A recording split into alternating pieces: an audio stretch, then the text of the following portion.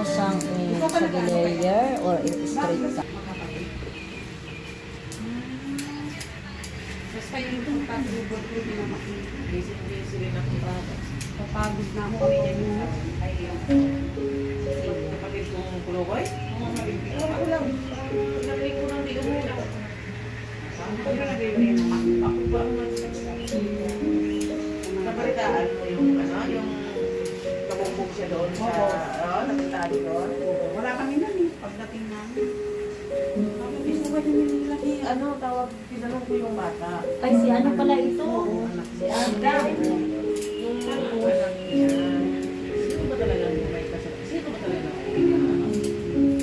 sabi niya, si Papa daw niya, parang nasa may kasada daw. Humingi daw ng sorry. Sabi ng anak. Humingi na lang si Papa ng sorry. Yung pinagpoktan siya ng email.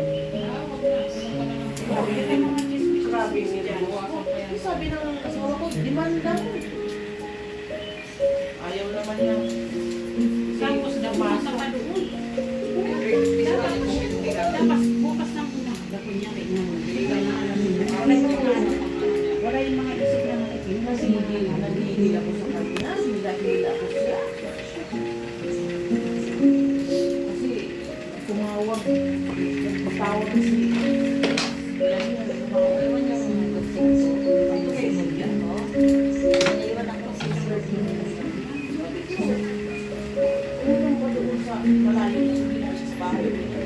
May kakilala naman po. si ano ang nag-ano si Baliber. Di lang puro si ano si Sikat. Ano pa nga ba na yun?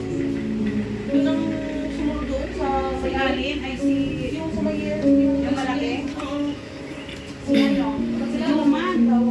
Sino nag-ano doon?